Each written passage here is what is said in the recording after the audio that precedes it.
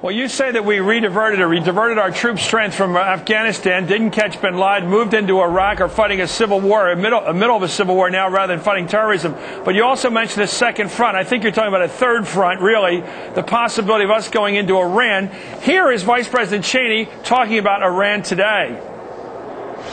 The Iranian regime needs to know that if it stays on its present course, the international community is prepared to impose meaningful consequences.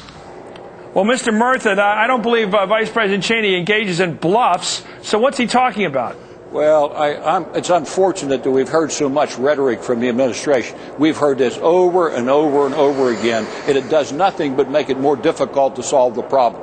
This is an international problem in Iran. We have to use international communications, international diplomacy, and when you make statements like that, you make it very difficult to solve it diplomatically. For instance, right now, we couldn't deploy to Iran. Most people don't realize Iran is 3 times in geographical bigger than Iraq, and 58 million people versus 26 million. It's not possible. Our military is stretched so thin, there's no way we could deploy to a second front and then sustain that front. So it's ridiculous to make it talk like, well, we could take all the options off the floor. It could be a military option.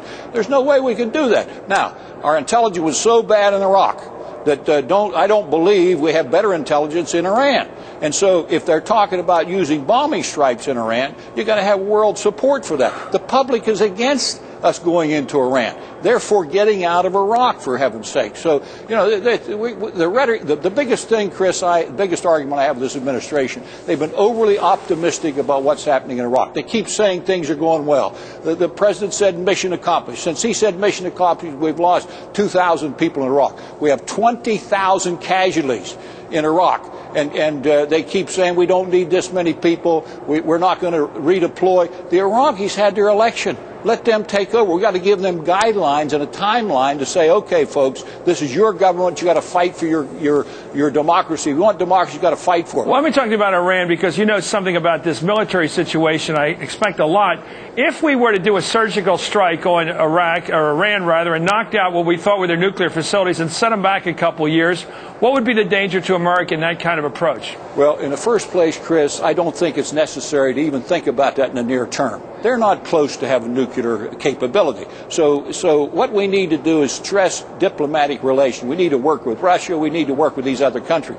One of the problems we have is when we go off on our own, we get no support from anybody else. You remember in the 91 war, how President Bush not only got support from the international community, they paid for the war. They paid the $60 billion, and we're going to spend $450 billion in this war by the end of this year. Money that could be spent much better someplace else. And that doesn't even take care of the upgrading the military. And the other thing that's happening when the military gets stretched too thin like it is, the problem is that we can't scare anybody. In other words, when Cheney makes a threat like that, it falls on deaf ears because they know darn well we couldn't accept it. But the big thing is, as much money as we spend on intelligence, we don't know where the targets are. We don't know exactly what we need to do. So there's no use even talking about a military strike.